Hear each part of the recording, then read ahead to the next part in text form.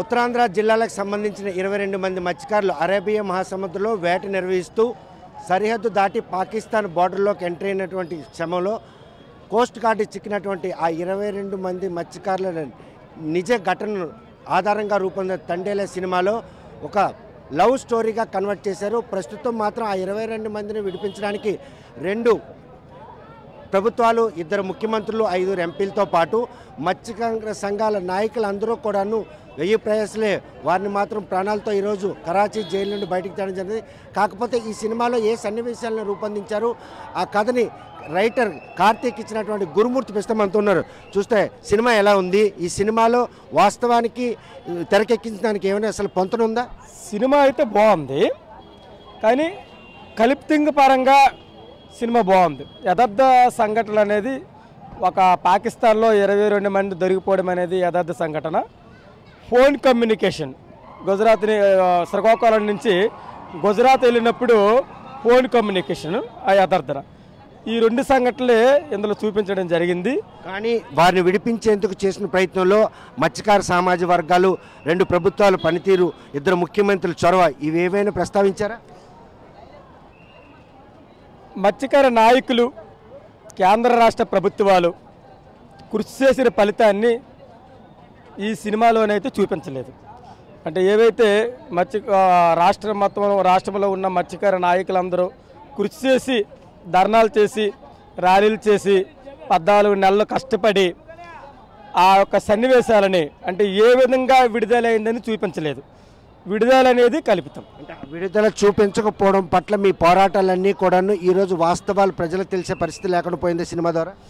22 మంది విడుదలకి అంటే బయట ఒకలాగా వచ్చారు. బయట కేంద్ర రాష్ట్ర ప్రభుత్వాలు మత్స్యకార నాయకులు విడుదల చేస్తే బయట వచ్చారు. సినిమాలో జనరల్ సన్నివేశం అనేది లవ్ స్టోరీ కింద పెట్టి ఆ విధంగా సింపుల్గా వాళ్ళని అంటే ఎవరు పోరాటం చేయకుండా వారంతటా వారు వచ్చినట్లు జనరల్ చూపించారు. సాయి పల్లవి క్యారెక్టర్లు అంటే ప్రజా ఉద్యమాలు కేంద్ర రాష్ట్ర ప్రభుత్వాలు ఉన్న సాయి పల్లవి క్యారెక్టర్లు జస్ట్ మామూలు గ్రీవెన్స్ కలెక్టర్ గ్రీవెన్స్ అంబాసీ కలిసినట్లు అయితే చూపించారు. కానీ సాయి పల్లవి గారు ఒక్కరే వెళ్ళినట్లే ఢిల్లీ ఆమె ఒక్కదెళ్తుంది. ఉన్న 21 మంది తాలూకు మనోభావాలను కూడా దెబ్బతీసే విధంగా ఉందా సినిమా తెరకెక్కిందా? అంటే 22 మందికి అంటే నిజ జీవితంలో జరిగిన కొన్ని సన్నివేశాలు సినిమాలో చూపించలేకపోయారు. మరి సినిమా అంటే కల్పితం మన అందరికీ తెలిసినదే. కానీ జరిగిన ఘటన మాత్రం 22 మంది మత్స్యకారు కుటుంబాల్లో కూడాను చాలా అలజడి నెలకొంది. వారు పాకిస్తాన్లో పోలీసులు చిక్కారు, బయటకు వస్తారా లేని అనిశ్చిత, అసలు ఇంక రారేమో అనుకున్నాడు భయానక్. అటువంటి ఒక భయానక పరిస్థితుల నుండి వాళ్ళని ప్రాణాలతో తెచ్చినటువంటి ఆ సన్నివేశాలు లేకపోవడం ఈ సినిమాలో ప్రజలకు మరి ఈ సినిమా ద్వారా ఏం చూపించారు? చాలా బాధాకర విషయం. అంటే ప్రజలకు సంబంధించిన విషయం అనేది లేదు. అంటే జనరల్గా సినిమా అనేది మామూలుగా ఇండస్ట్రీలో సినిమా తీసే ఏదో ఉంటాయో ఆ పరంగా తీసుకుంటే సినిమా అనేది ప్రేక్షకులకు నచ్చుతుంది. సామాజిక వర్గానికి ఏ ప్రాధాన్యత ఇచ్చారు? మత్స్యకార యాస భాషతో పాటు ట్రెడిషన్ కూడా ఈ సినిమాలో ఎక్కడ చూపించారు? యాస భాష ఉంది, మత్స్యకారుడిగా యాక్టింగ్ అనేది చాలా బాగా చేశారు. కానీ కొన్ని కమ్యూనికేషన్స్ గ్యాప్, కుల సాంప్రదాయ ప్రకారం కుల సాంప్రదాయాలు, హిందూ సాంప్రదాయాలు, మత్స్యకార ఆర్థిక పరిస్థితులు, అసలు గుజరాత్ అనేది ఎందుకు వెళ్తున్నారు అనేది కాన్సెప్ట్ చూపించలేరు. జట్టీల హార్బర్ కాన్సెప్ట్ చూపించట్లేదు. మత్స్యకార సముద్ర తీర ప్రాంతంలో యాత్రీలు కట్టినప్పుడు ప్రజా ఉద్యమాలు చూపించలేదు.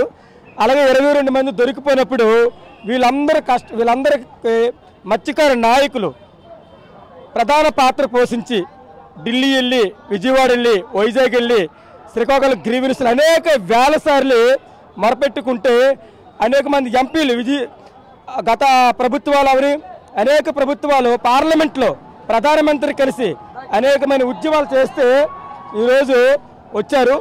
కానీ విడుదల అనేది కల్పితం. నిజ జీవితంలో జరిగిన 22 మంది విడుదల వేరు, సినిమాలో జరిగిన 22 మంది విడుదల అనేది వాస్తవం. యథార్థ ఘటన మాత్రం ఈరోజు కమర్షియల్ చేసుకున్నారా? యథార్థ ఘటన అనేది 22 మంది విడుదల అనేది యథార్థ ఘటన లేదు.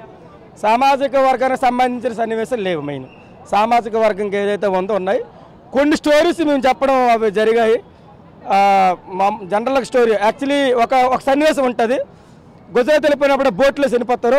అది ఏ విధంగా చనిపోయారు, ఎలా చనిపోయారు, మళ్ళీ గ్రామానికి ఎలా తెచ్చారు అనే సన్నివేశం అనేది పర్టికులర్గా చూపించలేకపోయారు. మామూలుగా గుజరాత్ చనిపోయారు, తీసుకొచ్చారు అనేది చూపించారు. ఈ పరిణామాలన్నీ కూడాను మత్స్యకారులని ఈరోజు కథతో పాటు క్యాష్ చేసుకునేందుకే ఈ ఘటన మాత్రం వాడుకున్నారు డైరెక్టర్. నా ఉద్దేశం ఏంటంటే మా పరిస్థితులని, సమాజంలో జరిగిన పరిస్థితులని అదేవిధంగా చూపించలేకపోయారు. అంటే ఏదైతే నిజ జీవితంలో 22 మంది పాకిస్తాన్ చిక్కిపోయారు అనేది ఈ దేశం మొత్తం తెలిసిన విషయమే. అది ఎవరికైనా చెప్తారు 22 మందికి. కానీ మత్స్యకార యథార్థ ఘటన కొన్ని హెడ్లైన్ గీతా ఆర్ట్స్ పెట్టింది కాబట్టి మత్స్యకారులకు సంబంధించిన యథార్థ ఘటన కొన్ని సన్నివేశాలను పూర్తి స్థాయిలో చూపించలేకపోయారు. లవ్ స్టోరీ అని చూపించారు. సినిమా అయితే కల్పితంగా ప్రకారం అయితే చాలా బాగుంది. ఈ విషయంలో మాత్రం ఆ 22 మంది జైలు నుండి విడిచించడానికి శ్రమ పడిన తాలూకా సన్నివేశం ఎక్కడ కూడా చూపించడం బాధకం లేదా? 22 మంది జైల్లో విడిచిపెట్టిన సన్నివేశం అనేది ఇందులో చూపించలేదు. మేము కొంత స్టోరీ ఇచ్చాం, ఆ స్టోరీని అయితే చూపించారు. కానీ జరిగిన యథార్థ ఘటనలో కొన్ని సన్నివేశాలు ఉంటాయి. మరి సినిమా అయిన తర్వాత కామన్గా మరి ఆ విధంగా ఉంటుంది. జనరల్గా అంతా యథార్థ ఘటన అయితే ఉండదు. సినిమా ఉంటే కొన్ని సమాజంలో సంబంధించిన సన్నివేశాలు, అంటే మా పరిస్థితులు మెయిన్. ఒక సినిమా చూస్తే మత్స్యకార పరిస్థితులు ఉంటుందా అనే సన్నివేశాలు అయితే కనిపించలేదు. కనుక ప్రస్తుతం తండేలా సినిమాపై ఉన్నటువంటి అనిశ్చిత మాత్రం తొలగిందని చెప్పుకోవచ్చు. 2018 నవంబర్ 28వ తేదీన అరేబియా మహాసముద్రంలో చిక్కున్నటువంటి ఉత్తరాంధ్ర చెందినటువంటి 22 మత్స్యకారులు మాత్రం కరాచీ జైల్లో మగ్గారు. వారిని మాత్రం విడిపించేందుకు 2 ప్రభుత్వాలు అదేవిధంగా మత్స్యకార సంఘం నాయకులు అందరూ కూడా పడిన శ్రమను మాత్రం ఈరోజు సినిమాలో చూపించుకోవడం తమకు ఎంతో బాధగా ఉంది. కేవలం ఒక ప్రేమ కథ ఆధారంగా తీసుకున్నటువంటి ఈ సినిమా విషయంలో మాత్రం కల్పితానికి ప్రాధాన్యత ఇచ్చినటువంటి డైరెక్టర్ కావచ్చు, నటులు కావచ్చు, వాస్తవానికి మాత్రం పక్కన పెట్టారన్న మదనపాటు మాత్రం మమ్మల్ని వెంటాడుతుంది. మత్స్యకారుల స్థితిగతులు బాగోలేకనే ఈరోజు అటువంటి పరిణామం, అటువంటి ఘటన చోటు చేస్తుంది. కాబట్టి కల్పిత పాత్రలో తీసినటువంటి ఈ సినిమా మాత్రం ప్రేమ కథ చిత్రంగానే చూడవచ్చు. కానీ మత్స్యకారులకు మాత్రం ఎటువంటి కూడా సాగపడే విధంగా ఈ తండేల సినిమా రూపొందించలేదని చెప్పి గురునాథ్ ఆవేదన వ్యక్తం చేస్తున్నారు. వీడియో జర్నలిస్ట్ రామకృష్ణతో సత్యం, RTV శ్రీకాకుళం. మరిన్ని వీడియోస్ కోసం ఛానల్ ని సబ్స్క్రైబ్ చేయండి. లేటెస్ట్ అప్డేట్స్ కోసం వాట్సాప్ ఛానల్ ని ఫాలో అవ్వండి. ఆ లింక్ డిస్క్రిప్షన్ లో ఉంది.